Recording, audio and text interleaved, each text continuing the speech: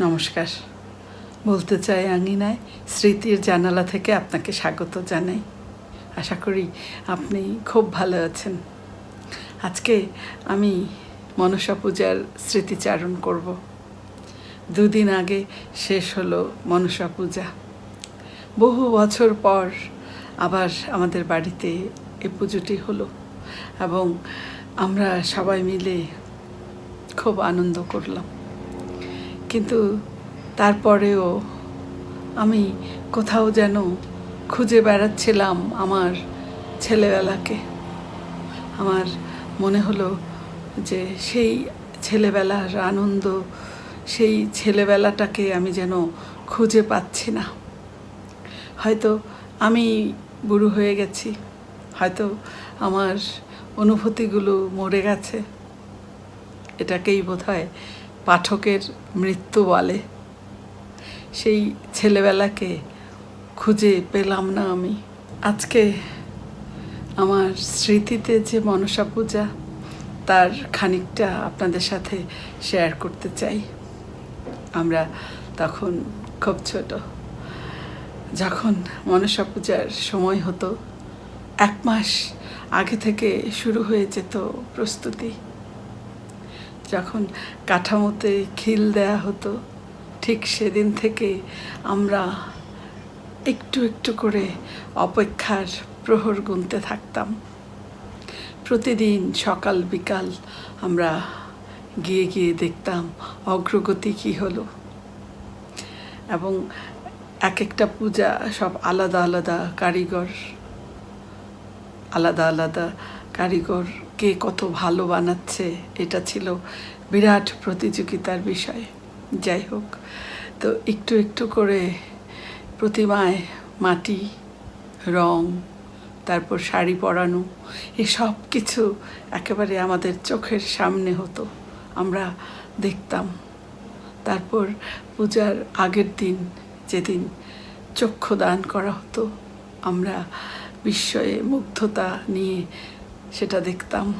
তারপর চক্ষুদান শেষে প্রতিমাকে, দেবী মাকে ঢেকে রাখা হতো। পরের দিন বেলবরণ, অর্থাৎ যেদিন প্রথম পূজা তার আগের দিন, এই যে ঢেকে রাখার যে পর্দা, সেটা তোলা হতো। আমরা অপেক্ষায় থাকতাম যে কখন সেই মুহূর্তটা আসবে। আর প্রথম দিনেই সবার বাড়িতে এত মেহমান আসতো, সেটা কি বলবো, হেন আত্মীয় বাদ নেই যারা আসতো না।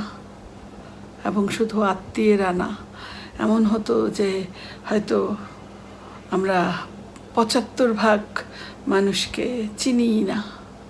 আত্মীয়ের আত্মীয়, তার আত্মীয়, এরকম।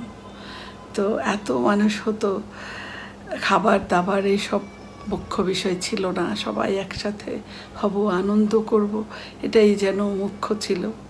আমরা ঘুমানোর জন্য তখন বিছানা পেতাম না। হয়তো ছাদের বারান্দায়, কিংবা যদি বৃষ্টি না থাকে খোলা ছাদের নিচে আমরা ঘুমাতাম ভাই বোনেরা মিলে, আনন্দ করতে করতে। এবং পূজার প্রতিটা মুহূর্ত, প্রত্যেকটা মুহূর্ত নতুন নতুন আনন্দ যুক্ত হতো। এত মানুষ হতো যে আমরা, আমাদের ঘরের পেছন দিয়ে একটা রাস্তা ছিল। আমরা এক ঘর থেকে অন্য ঘরে যাওয়ার জন্য সেই রাস্তাটা ব্যবহার করতে হলে, এই যে এখন যেমন রাস্তা পারাপারের সময় অপেক্ষা করতে হয় গাড়ি কখন একটু থামবে, তারপর রাস্তা পার হব, ঠিক তেমন হতো। আমাদেরকে থামতে হতো যে একটু ফাঁকা কখন পাবো, তখন দৌড় দিয়ে আমরা সেই জায়গাটা পার হতাম। আমরা বারান্দায় বসে বসে এত এত মানুষের আসা যাওয়া দেখতাম। কে কেমন সেজেছে, কে কেমন আনন্দ করছে, কে কেমনভাবে হাঁটছে, আমরা সেসব দেখতাম এবং নিজেদের মধ্যে সেগুলো নিয়ে আনন্দ করে এক ধরনের আনন্দ পেতাম। তারপর পুজোয় অংশগ্রহণ, এভাবে করে করে 3টা দিন এত আনন্দে কাটতো, কি বলবো। তবে এখানে কারিগরদের কথাও না একটু উল্লেখ করতে হবে। আমাদের পাশের বাড়ির প্রতিমা বানাতেন লন দাদা। ওনার প্রতিমা বানানোর সেই কৌশল প্রদর্শনের একটা টেকনিক ছিল, যেটা আমরা খুব মজা পেতাম। উনি একটা কিছু করে, একটা রং দিয়ে বা যে কোনো একটা কিছু করে সেটাকে দেখতে দেখতে পেছন দিকে যেতেন এবং অনেকক্ষণ ধরে দেখতেন ঠিক আছে কিনা।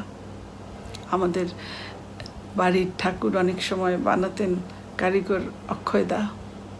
উনি প্রতিমা ভালো বানাতেন, এটা অবশ্যই প্রশংসার যোগ্য, কিন্তু ওনার মধ্যে একটা বিশেষ দিক ছিল যে উনি ওনার কাজ শেষই হতে চাইতো না। একদিন, 2 দিন, 3 দিন, শেষ দিনও মনে হয় যে উনি কিছু না কিছু করছেন। তো এইভাবে উনি বানাতেন প্রতিমা। তো আমরা এটা লোকজন কি বলে, কার বাড়ির প্রতিমা কেমন হয়েছে, এই একটা যেন প্রতিযোগিতা চলতো। আমরা শুনতাম মানুষজন প্রতিমা দেখে দেখে কি বলছে। প্রথম দিনের পুজো শেষ হলো, দ্বিতীয় দিন রাতে আলাবি, অনেক মজা করতাম। কত ধরনের আয়োজন থাকতো তখন। আমাদের বড় জেঠিমা, উনি শার্ট প্যান্ট পরে একটা চরিত্রে অভিনয় করতেন। এরকম বিভিন্ন জন, ফালান্দা ছিলেন, উনি অনেক সময় কর্তা হতেন, সতেন কাকাও হতেন। এরকম অসংখ্য চরিত্র, আমরা অনেক মজা পেতাম এই আলাবি অনুষ্ঠানটি। দ্বিতীয় পুজোতে লোক হতো আনলিমিটেড। তারপর তৃতীয় পুজো, সেদিন তো মানুষের জন্যে পা দেওয়া যেত না। মনসা পূজায় এত আনন্দ, এত মানুষ হতে পারে, সেটা আমাদের এলাকায় না এলে আপনারা বুঝবেন না। তারপর প্রথম, দ্বিতীয়, তৃতীয়, এই 3 দিন কেটে যাওয়ার পর যখন বিসর্জন, সেটা ছিল আমাদের জন্যে অত্যন্ত বেদনার একটি দিন। আমরা কাঁদতে কাঁদতে মাকে বরণ করতাম, তারপর কাদা খেলা খেলি, তারপর যখন মাকে বিসর্জন দিতে যেতাম, কষ্টে ভেতরটা ভেঙে যেত, এত কষ্ট পেতাম যে দীর্ঘদিন, এটা প্রায় মাসখানেক এই কষ্ট আমাদের বুকে থাকতো। আমরা অপেক্ষা শুরু হয়ে যেত আগামী বছরের। একে একে আত্মীয়রা যখন বিদায় নিতেন, চলে যেতেন বিসর্জনের পর, আমরা কষ্টে ভেঙে পড়তাম। আমাদের এই ভেঙে পড়াটা ঠিক হতে সময় লাগতো। যাই হোক, আজকে আমাদের সেই ছেলেবেলার মনসা পূজার কিছু অংশ আপনাদের সাথে শেয়ার করলাম। আবারও আগামী রবিবার স্মৃতির জানালা থেকে কথা হবে অন্য কোনো বিষয় নিয়ে। ততক্ষণ আপনারা খুব ভালো থাকুন, সুস্থ থাকুন এবং সুযোগ হলেই কোনো না কোনো অতীতের স্মৃতিতে ডুবে থাকুন।